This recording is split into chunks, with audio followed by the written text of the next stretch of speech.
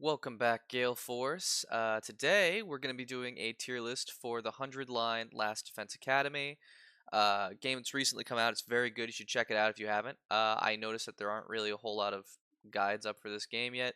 I don't want to treat this like one, but this is just, from my opinion, a tier list of the playable characters in the game, in my opinion, from what I've seen from my experience playing with them.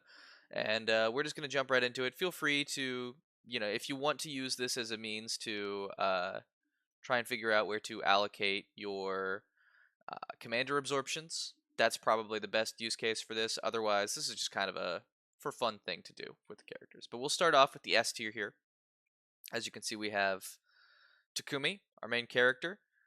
He is fantastic. In your first playthrough of the game, he will be one of, if not the strongest character, and in future playthroughs, he will always be the best character. He has the ability to let you retry waves, which is obviously the most useful ability in the game if we look at it that way. But his specials all allow him to attack in long ranges, or else his one special that doesn't deals decent damage. So it's very easy for him to land himself in S tier. Um, very, very consistent, and in future playthroughs, anytime one of your units falls in battle, which, unlike some SRPGs out there, it is actually encouraged in this game to have some of your units fall in battle, and they come back, so there's no shame in doing it. But whenever they do, he gets stronger. So he is just gonna fix the camera there. He's a really, really good unit. Would 100% recommend using him excessively. The only other character we have up in S tier here is Nozomi, and Nozomi is here for exactly one reason, and it is her basic skill, Rescue Bullet. Nozomi takes no investment at all to be amazing. You don't have to train her really. The only thing you would want to do is to get her voltage gain up through weapon upgrades, but that's about it. Rescue Bullet. There's a mechanic in 100 line where anytime once your characters have taken an action, they become fatigued and they can no longer move more than one tile. Uh, they can still use all their skills, but they can no longer move more than one tile. Nozomi has incredibly high movement and an ability that allows her to refresh units as well as healing them. The healing's more of a bonus than anything, but it's still very helpful. Uh, what she is able to do with this is effectively allow your best units to move more than once. Why is this so useful? Well, it means that you can send someone who can deal decent damage, like Takumi, out to deal with some of the higher HP enemies in the game more than once, and just take care of them to make sure that your AP stays high. She's just a very consistent unit for that reason. Hard to rank her anything below S tier, and maybe she would be a little bit lower if her ability didn't affect herself as well, but this effectively allows her to spam this whenever as needed. She's a fantastic asset, and she allows, with this ability, for some really crazy, crazy quick clears. Top of the A tier, we have Hiroko. Hiroko is she is a very interesting unit. She's not around for a lot of your first playthrough, but she becomes very available in every playthrough after. Uh, her passive allows her to, anytime she defeats an enemy, up to, I think, 3 times, increase her damage output by 1. which makes her very useful against bosses and uh, those sort of mini commanders that you fight as well, the ones that have more than 1 HP in any given wave. She's the one thing holding her back really is her low movement, but you can just use her as a delete button on basically any enemy in the game that you want that isn't a boss, and she does deal fantastic damage against bosses as well. Any boss that counters her makes it even better because she can just wail on them until she's at low HP, and then you can use her low HP special. She also gains a lot of voltage for you. That's another little bonus of hers. It's she allows you to gain voltage very quickly, and I like her a lot for that. But speaking of voltage gain, we have Darumi next, and Darumi is the queen of gaining voltage. She has an ability that allows her to effectively self-refresh on multi-hit moves. Her multi-hit moves are the bread and butter of her kit, and they gain you a lot of voltage. Voltage is used to, upon reaching a certain percentage of it, be able to activate your special moves. So, with all of that in mind, Darumi is great at the start of rounds for gaining you a whole lot of it, and can still be useful later because her special hits such a large area, and at such a range that she usually isn't in any danger herself. Next up in A tier is Kyoshika. Kyoshika is really strong. That's kind of her whole thing. Most of her attacks, they tend to deal whatever damage, except for the fact that whenever she attacks an enemy that doesn't have anyone next to it, any allies of its, or I guess enemies. If there's no enemies next to the whatever enemy she's attacking, then she deals an additional 2 damage to that enemy. That is a really useful tool because it allows her to 1 or 2 shot most enemies. Her main attack also ignores armor, which allows her to deal with one of the more annoying enemies in the game, which has just enough HP to where it can survive an attack, and then it gains armor when it survives an attack. But thankfully, Kyoshika's main attack, ignoring armor, really great for that. She has a high damaging attack that stuns her, which she can spam thanks to Nozomi hitting her with Rescue Bullet. She's just really useful. Not a lot of things to say. She even has a an attack that allows her to essentially attack everyone in front of her, which can occasionally be useful. The only issue with it is that it also knocks enemies back, but it can be useful for getting her up close to an enemy she potentially wants to deal a bunch of damage to on the next turn. So Kyoshika, easy A tier, very useful unit. Next up is Ato. Ato is interesting because he's a bit of a gamble. His passive makes it so he either gains an armor, a point of damage, or effectively doesn't get fatigue. One of those 3 at random whenever he takes an action. His main action deals 3 damage, which means it is 1 attack potion away from defeating any of the more minor AP regenerating enemies. He has kind of a better version of Kyoshika's main attack as his secondary, uh, in that it attacks in all directions, whereas Kyoshika's only attacks in 2 directions. His attacks in 4. And then his third ability is another damage dealing attack, which deals 4 damage, which allows him to, without any investment necessary, it's basically a free delete button on any of the AP generating enemies you want. He's just very consistent thanks to his abilities, and because his passive has the ability to pop off so well, he can become really, really potent, but it's kind of up to luck whether he gets to that point or not.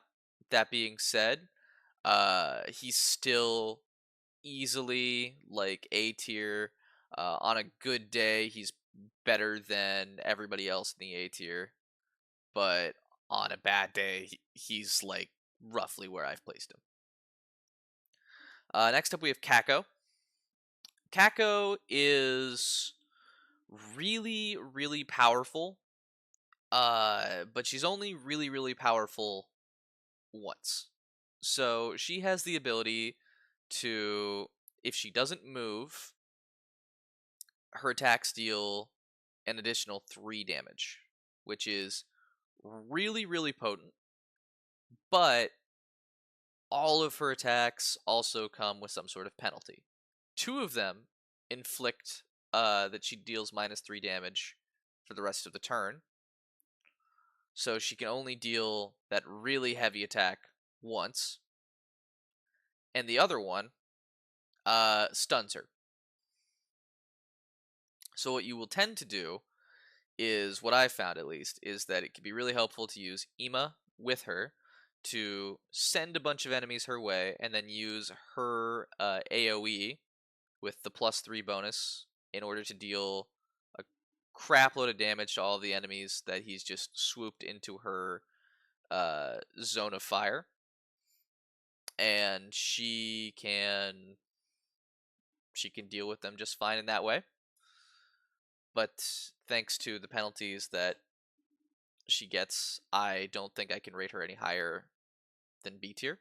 I think she's totally fine, but I don't think she's more useful than that. Tsubasa is up next. Tsubasa is a very, very good unit who I didn't think was very good at first. She only deals 1 damage with her only attacking move, but she has 2 support moves, one of which allows you to increase your allies' movement speed and attack by 1. Or sorry, one of them allows them to increase the movement speed, and then the other one increases their. It gives them armor and increases their attack by 1, if I'm remembering correctly. Either way, 2 support abilities which are they're okay.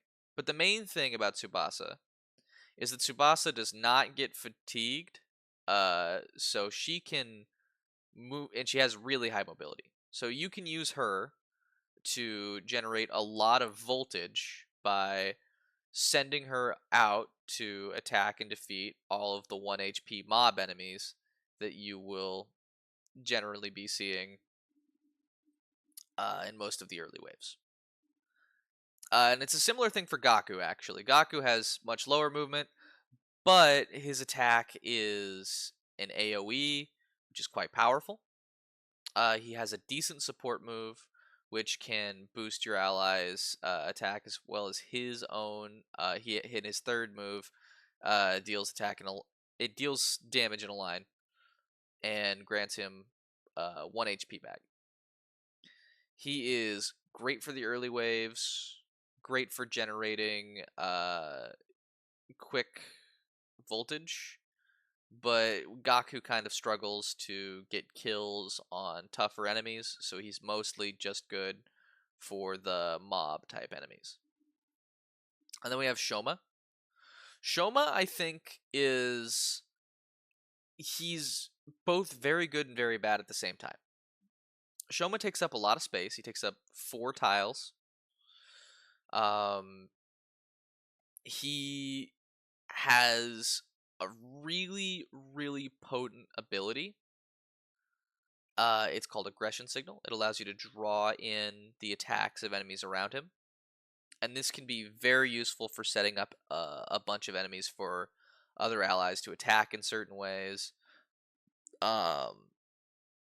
And Shoma himself can also be very useful once you've got your voltage over 100% to essentially just unleash a death beam at the enemy. But his secondary ability and his third ability are kind of a trap. His second ability it causes him to effectively counter anyone who attacks him, but it also gives him armor. And Shoma actually doesn't want armor because the more damage he takes, the more his voltage attack deals in damage to the enemy. And his third ability does quite literally 1 damage and stuns him. It is a joke attack. That being said, because Shoma's main strategy is so potent and can set up enemies so well for you, and because he himself can essentially just be a delete button in certain circumstances, I don't think he's quite down in C tier, but I do think that he is kind of a one-trick pony. Uh, then we have Ava. Ava is Ava could be ranked higher depending on how you look at her. She has many attacks that have a wide range to hit. They all will, on average, deal 3 damage.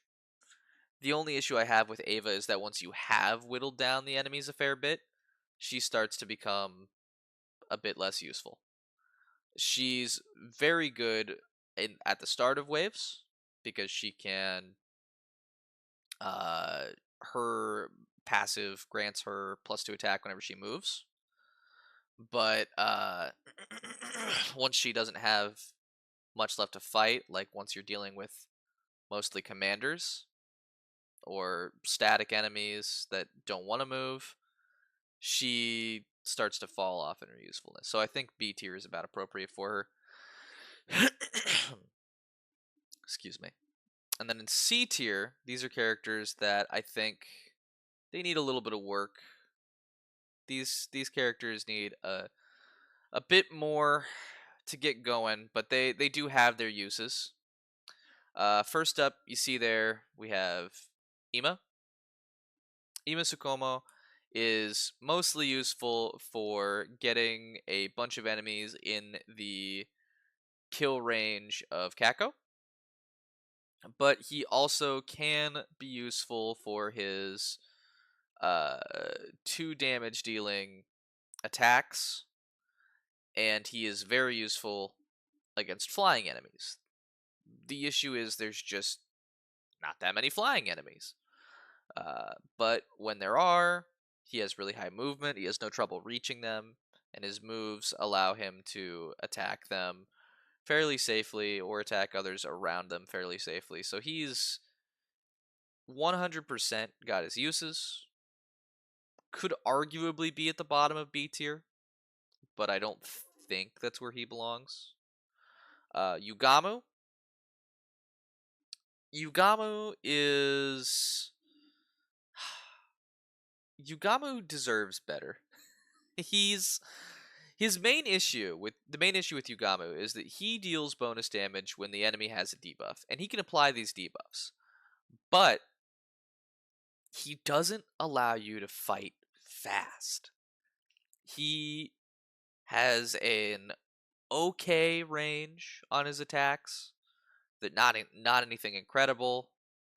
But they don't deal much damage unless he's debuffed an enemy, and then they deal okay damage, and the debuffs are very useful, but not if you're trying to play in any sort of specific time frame. So Yugamu mostly ends up relying on his default attacks, which are fine, but it's just you would wish that he would do maybe a little bit more. He's fine. And then finally we have Takamaru. Takamaru is fine. His biggest issue is that he's very good for clearing the low level mobs. Um but his ability is based on his movement. And all of his attacks, barring his special from voltage, are all centered in the area pretty much directly around him. So he doesn't have a wide range to potentially reach other enemies. He does have high movement, but most of the time the enemies that you will want him to be attacking are blocked off by some low-level mob enemies, making it difficult for Takamaru to really be as effective as you want him to be. He kind of can serve as a tank thanks to gaining armor based on his movement, but all this really serves to do is to set him up to potentially gain some more AP by attacking mobs in the next round. But this also falls flat if one of the stronger enemies comes up to him. None of his attacks deal enough damage to, or have any special properties for that matter, to really deal with the AP regenerating enemies. And that's unfortunately why Takamaru just kind of falls flat. D tier, we have Kurara. Kurara is. She's interesting. She's really useful in a few ways and awful in others. Her main ability is that she can place down these defensive towers. These defensive towers strike anything that is not directly next to them, so 2 tiles away. They will strike any enemy within that range at the start of player phase, and can potentially defeat them. And they can even be distractions for the enemies to deal with as well, making them decent. But the issue is they cost an AP to set up. You can only set up a maximum of 2 of them. And Kurara, her other abilities, I mean, she can put a support tower down, which doesn't really do much of anything. And her only other attack is a 2 tile in front of her attack that deals whatever damage. Her special, whenever you have the voltage for it, is that she places 3 bombs all next to each other somewhere on the battlefield, and that can be useful to deal some damage against bosses, but they tend to just avoid it. Kurara is a lot of fun, but I would say her main use, most of the time in my experience, is just to heal your main defense tower uh, when you are forced into a battle where it's already taken a lot of damage. Uh, and then finally we have Moko. Moko is... I don't like Moko. I think Moko is the most useless character in the game. She has relatively low movement. You can only get her after the first game scenario is ended. She attacks in a cross in front of her, which isn't bad, but it's the fact that it's only directly in front of her, and it's less tiles than Yugamu's main attack, and it deals effectively the same damage over the course of 2 turns. It's not that good. She does have a 6 attack slam, which is pretty good. It is effectively the same thing as Kyoshika's attack, but Moko has lower movement, which makes it a bit worse. And then finally, Moko has a self buff, which gives her +1 and some +1 attack and some armor. But because of how AP heavy these things are, and because the only thing she can really do that's particularly useful is a 6 damage attack that stuns her, I can't bring it to I can't bring myself to put her in good conscience above F tier. I think you wait too long to get her for her to be one of, if not the weakest characters in your army. But that's going to be my tier list for all of the characters in 100 Line Last Defense Academy. Honestly, all of them are usable. The game is pretty well balanced in that regard. So feel free to, even if you see a character here that's lower on the listings, feel free to use them anyway. It's not that big a deal. But that's going to be all for now. Yeah, it's been a pleasure. Have a good rest of your day.